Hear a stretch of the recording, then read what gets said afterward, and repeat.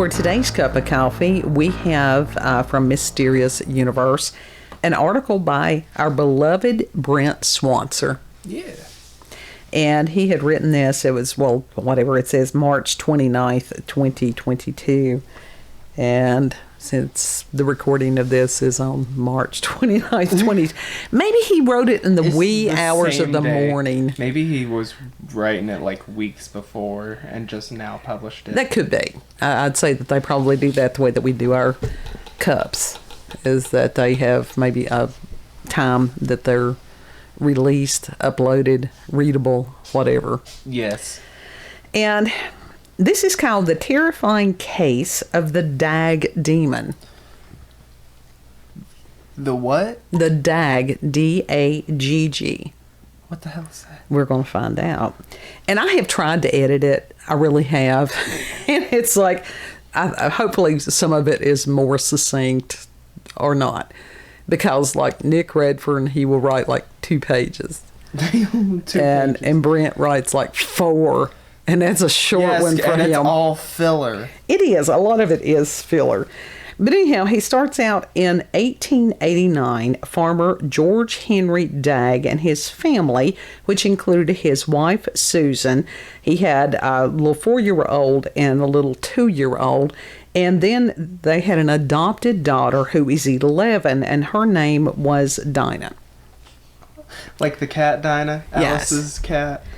Was it? Was Alice's cat named Dinah? Yeah, Alice in Wonderland. She had a cat named Dinah. Okay. And so they were just leading a simple, quiet life on the rural property in Clarendon, Canada, which is near the town of Shawville. They're near Quebec. See, I was able to say Quebec. Nice. So, and they were just simple peoples. You know, most peoples be simple peoples. Yes. They just want to be left alone, let them live their life. Let me be. Yeah. Let me live. It says one day George gave his wife some money, which was, 2 bills, which she put into the drawer in the room. And then the next day, one of the bills was found on the floor in the kitchen. Huh. And so when George checked the drawer, both bills were missing, and Susan claimed that she had not touched them. Now, this was in 1889, or I would have said possible meth head. Crackhead. But it wasn't. It was 1889. Okay, and Susan... They had drugs. I'm sure they had drugs. They had opium. They had opium dens. Yeah. So, and then a lot of other things either had not yet been invented or were not yet illegal. Mm-hmm. They had original Coca-Cola. Cocaine.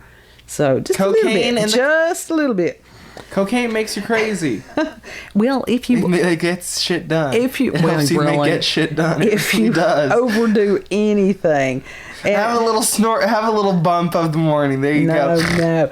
It says, in the coming days, other objects, we are not encouraging people to use illicit substances. In the coming days, other objects turned up in strange places or went missing altogether. And at first, George assumed that a young farmhand had stolen the money and was pulling pranks. But, the farmhand, he denied having anything to do with it. George also confronted the children's, and they're like, we didn't have anything to do with it. Then things began to appear from the outside in the house, such as rocks and sticks. And one day, Susan, that's the wife, went into the living room to find a pile of pig shit smeared all over the floor. He said feces. I would rather say shit than hear pig feces. Shit. Yes. That's disgusting. And she had to clean that. Because George, he ain't going to clean that, no. And so, that was funny. George was convinced that, again, it was this farmhand. And then he fired the kid. And then this money still kept on going. Kid didn't do nothing. No, that's the only thing it said about the money. It says, the strange missing and misplaced items continued. But he didn't hire the kid back. No. So it was more annoying at that point than truly spooky, but this would soon change. The family began hearing odd thumping and banging on the walls at all hours of the night. So they would get up and go look to try to find an explanation, and nothing. But as soon as they went back to their rooms to try to get some sleep, the racket would start again. Of course it would. Well, That's how it goes. it is. It says, after this, objects were seen to move on their own, including the rocking chair. Why is it always... Well, I guess that one would be easiest to move. Yeah, you just breathe on it and it rocks. A little ectoplasm on it. You look at it wrong and it moves. And then there were other items and because furniture, it's that good wood. yeah, really, and furniture that was being thrown about with great force by unseen hands. Loves it. Well, if it had seen hands, they would know what it was. Maybe. Would it be preferable? Have you seen Bird Box? All of them saw it and went crazy. No. It was a giant baby. Now you spoiled it. I spoiled it. No, it wasn't. I didn't spoil shit because you never get to see it in the movie. It was cut. Okay. All footage of that was cut because Okay. it looked like a fucking baby. Who's going to be scared of a demonic baby? And it wasn't even it didn't even look good. Rosemary's Baby. You didn't even get to see the baby in that one either. Yeah, but that was what the scariest part was because Yeah, and your the whole thing about imagination- Bird Box, it was scary because you couldn't see the demon. Well, anyhow. It's but a good thing if because it you- was a fucking baby. Look up pictures of it. If you had the chair that was moving on its own, and then you had two Everybody of the early disembodied 2000s. hands. Everybody of the early 2000s is no longer scared of a rocking chair or is completely traumatized because of the screamer. Well, there's a lot of Screamer reasons video. as far as like the The screamer video with the Exorcist girl popping up at the activity end. things. Have you Those seen was, that? Have you seen that video? yeah. The Exorcist, like it's a rocking chair, and then it starts to rock, and then the Exorcist girl crawls out from under it and like quickly and jump scares your ass. Oh, that's funny. It's like the scary maze game, which you scared me with that.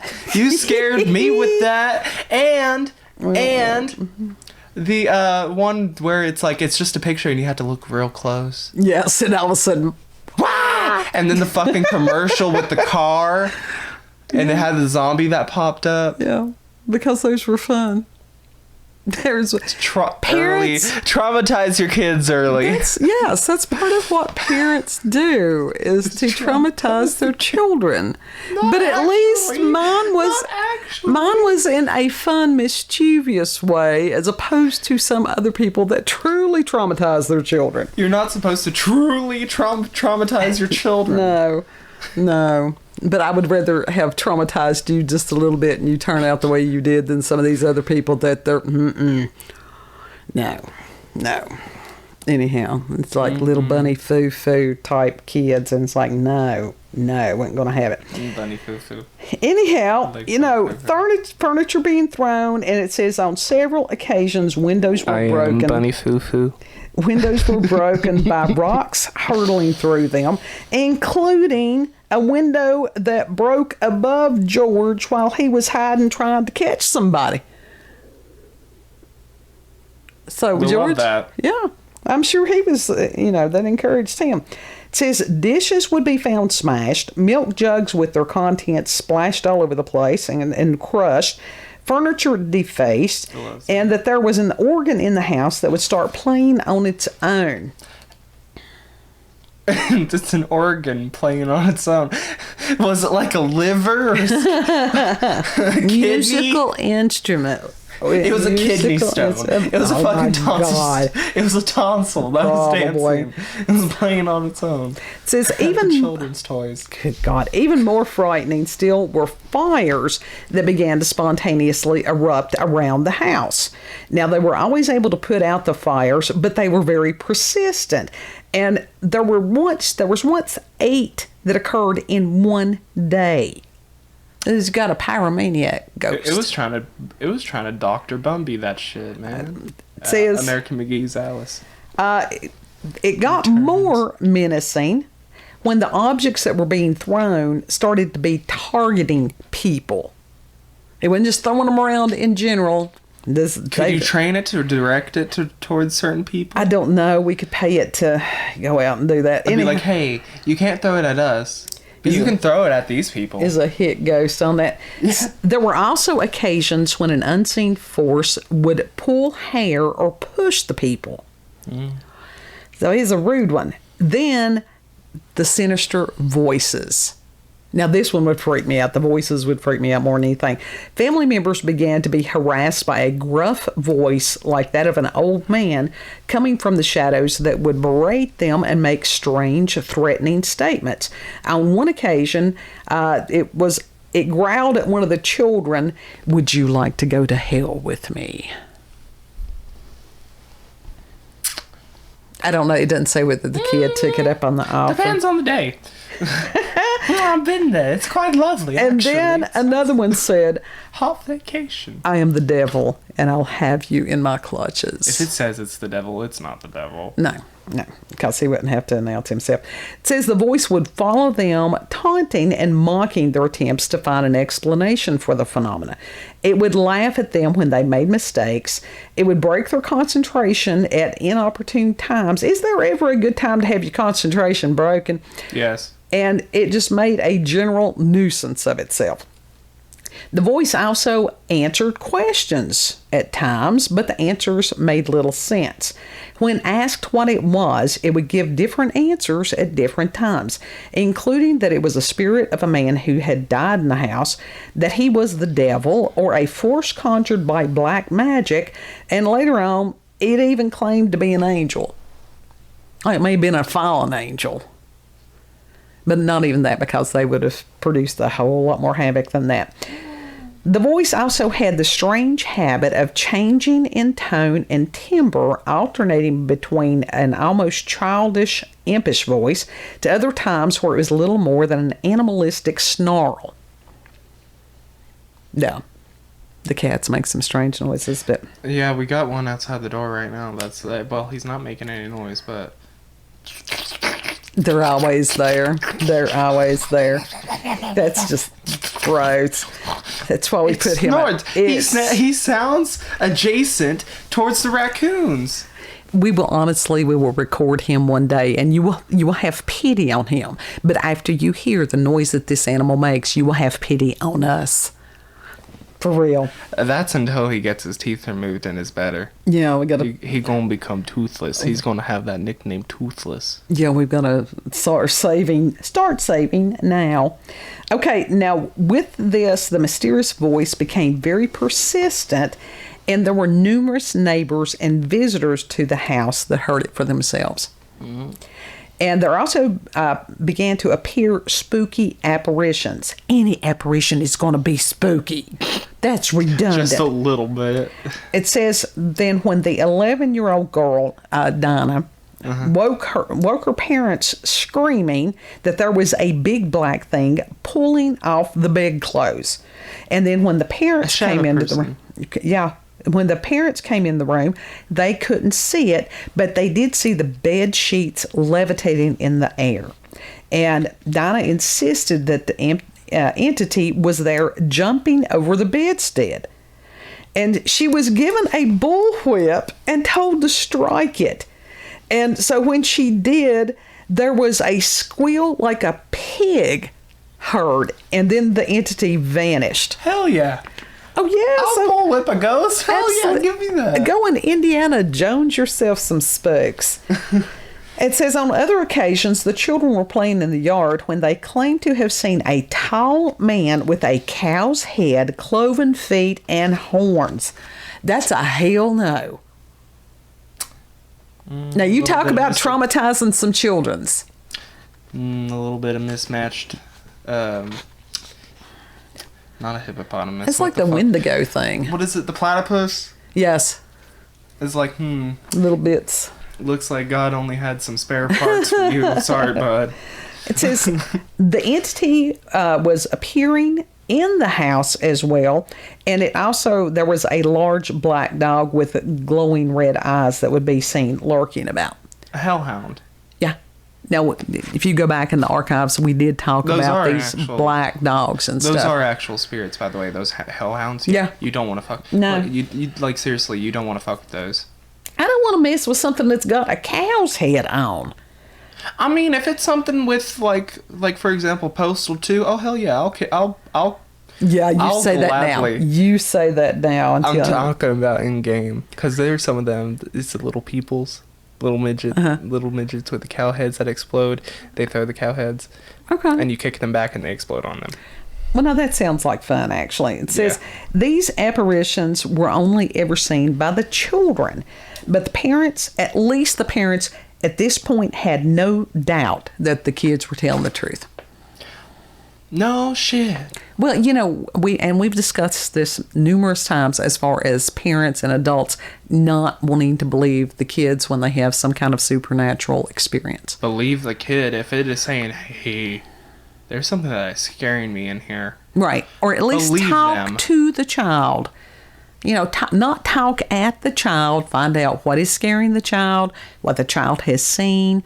Investigate it. Don't dismiss it, you know, as kid being kid. Yeah. Kids see things that adults don't. This article proves that. Or it's Pretty added much. to proof of that. It says by now they were coming to the conclusion that the entity seemed to gravitate towards Dinah. And it seemed that the paranormal activity only happened when she was around and that she was the main target of many of the ghostly attacks. The family decided to call a clergyman named Reverend Horner to come and try to bless the house and exorcise whatever it was, but this backfired. Not only did the voice laugh and mock the exorcist's efforts, but the prayer book from which he was reading vanished from his hand and appeared in the oven. Well, obviously that priest did not have much power to begin with then. Then they tried again, this time with a Baptist minister named Reverend Bell, and he tried The Baptist to do whatever. Don't intimidate everybody. And he was immediately verbally accosted by the entity, Good. which mocked his faith and wondered out loud who had given him the authority to call it an evil spirit. A few violently thrown objects later, and Reverend Bell fled in terror. Now, there's a story in Scripture that's very similar to that. It is. What was it? The one where they stripped them naked and they ran. Absolutely. You had these guys that they thought that they could go out and that they could do the exorcisms and stuff, and that they didn't have the anointing, they didn't have the Holy Spirit, you know, as Paul did. Mm-hmm. And I think that was the one that had told him, it's like, Jesus I know, Paul I know, who are you? Because random people do not need to be trying to do this stuff. No. So, yes, and I think that was the same ones that the demon, you know, beat the crap out of them and sent them running through the streets naked. So, yeah. It says, the voice then changed into a more benevolent tone and claimed that it was an angel before it launched into a beautifully sung hymn in front of many witnesses. So maybe they've got a DID entity. Maybe they have got a bipolar entity. Who knows? No, it's a trickster. I'm sure it is. They know exactly what they're doing, and they do everything in their power to trick people. Well, that's the whole point of throw them evil off. spirits. Yeah. It says after this, the residence was visited by a local reporter and psychical researcher by the name of Percy Woodcock. He talked to the family, he interviewed Dinah, and came to the conclusion that she was channeling a spirit that she claimed had lived in the old shed on a property. And with her help, it's interesting because he said he had mistyped this. It said Woodstock, but he said Woodstock. With her help, Woodcock would make contact with it at the shed and ended up having a long conversation and debate with the entity. He debated the He did. It gets into this. It says, when the voice immediately snarled at Woodcock, "Get out of here or I'll break your neck," before launching into a torrent of curses and obscenities and even picking up a pencil to scrawl profanity on a sheet of paper.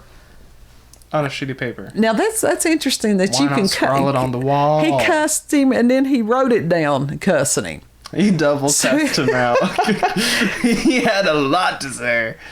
But this was pretty cool because Woodcock patiently waited for the verbal assault to finish. It'd be like, are you done? Treating it like a child. That's exactly what he did. And it says, after which Woodcock admonished the entity for saying such things in front of the children. It says from there, for the next 5 hours, Woodcock verbally sparred with the entity, asking what it wanted and telling it to leave the family alone, all the while it attacked Dinah and spewed venomous words.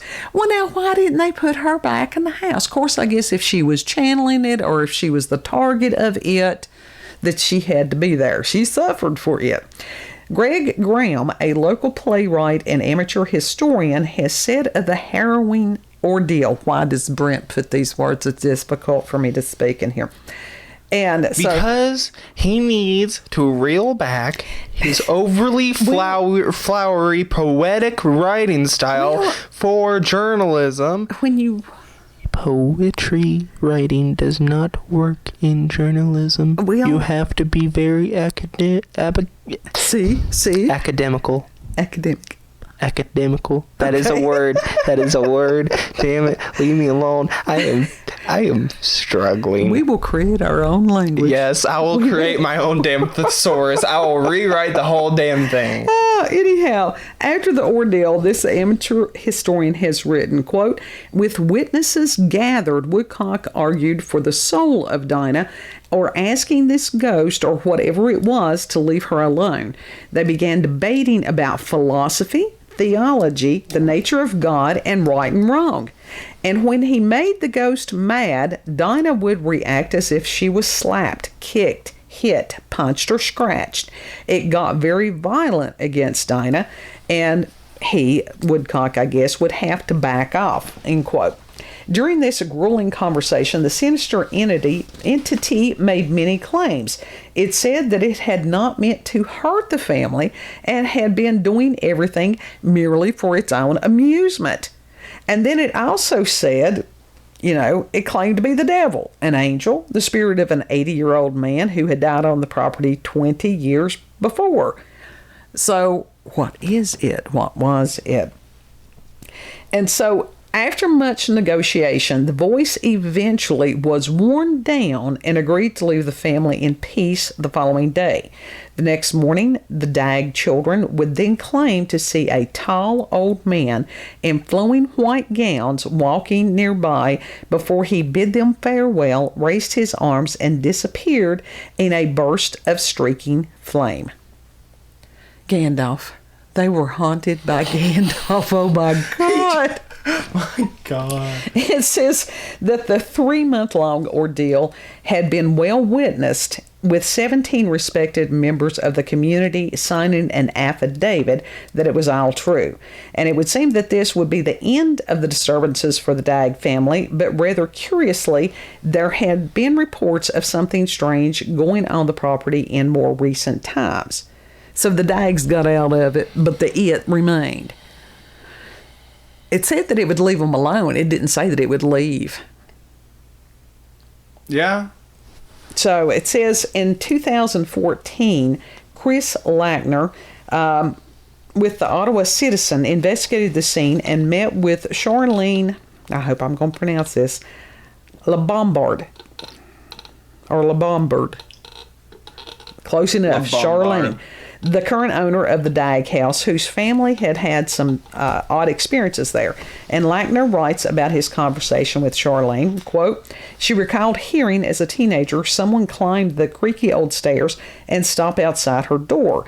Thinking it was a sibling prank, she flung the door open, only to find herself alone and terrified.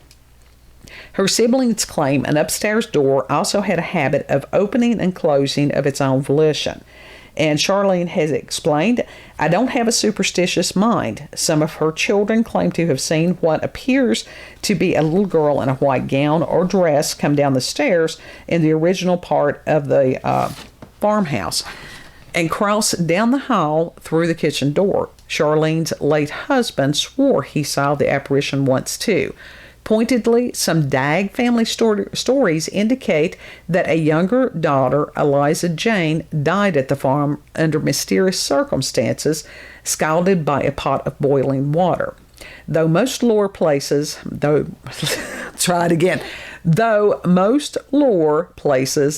event after the famous haunting, that is a poorly written sentence, the tragedy has been linked to the spirit.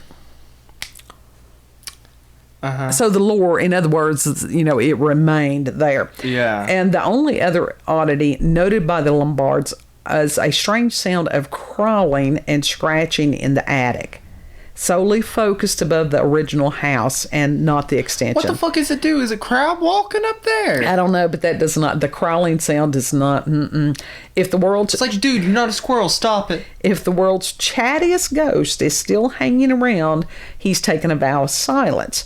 Are the odd happenings reported by the current residents some strange remnant of the Dagg haunting? What really happened 125 years ago, end quote. It says over 100 years later, the Dagg haunting is still discussed and talked about, very much a part of the local lore that has never really gone away. And local historian Vanita Crawford has said of the entity, quote, he wanted to upset everybody there, and he did a good job of it. So whatever he could think of that was unusual that day, he did. He had a very unique personality. He was such a strange ghost. I don't think he was either good or bad. I think he was whatever he wanted to be in the moment, end quote. When you terrorizing somebody for your own amusement or whatever the hell, that doesn't go into the realm of good. No. That sounds like he was an asshole. He's scaring the children's. Just for its own amusement. Like, at the end of the day, literally, that's all they do. That's all it's for. Seriously. It's literally just for their amusement, as far as causing mischief. Not always. If it is a demonic presence, then they do a lot of times more than just scare the children. It is for their own amusement, and it's to actually harm people with demonic people. Well, yeah, I mean... Or with demonic people, demonic spirits, demonic entities in general. Demons hate humans. They hate them. Yes, and they find it very amusing to harm them. I don't know if it is amusing to them or if just that's what they do out of hate. When you hate somebody and you hurt them, I don't know that that's necessarily amusing. It's the revenge, that type of thing. Oh, no. There are people who hurt other people just because they find it amusing. Well, sadists and stuff, I guess you're right on that, but demons hate peoples. Yeah. And I don't know why that there are some individuals that they think, it's probably like Reverend Bale there, that they, they all big and powerful and that they can go and do this. The only big and powerful is God.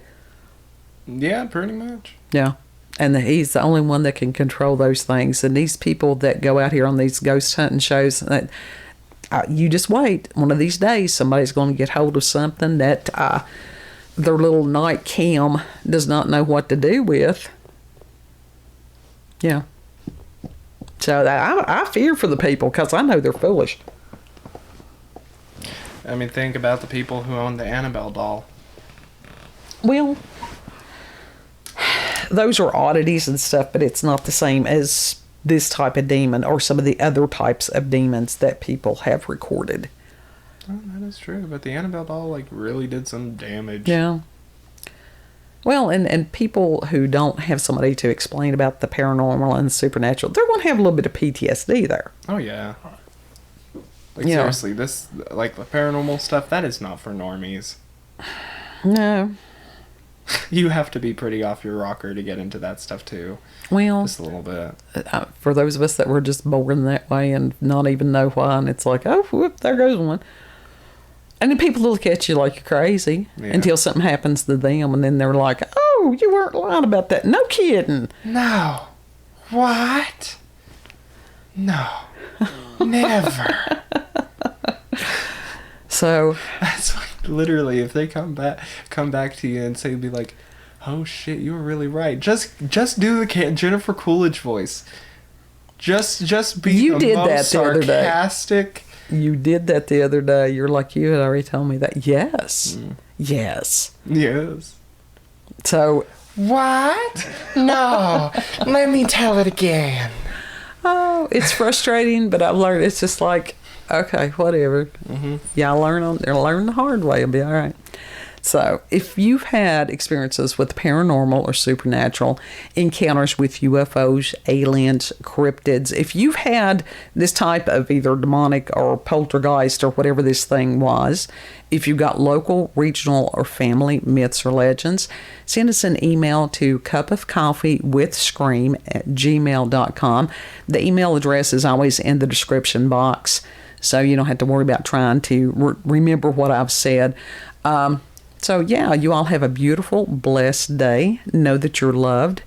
And we'll see you on the next cup. Yes, and if you like this video, don't forget to like, share, comment, and most of all, subscribe and click that little notification button for daily notifications of our daily uploads.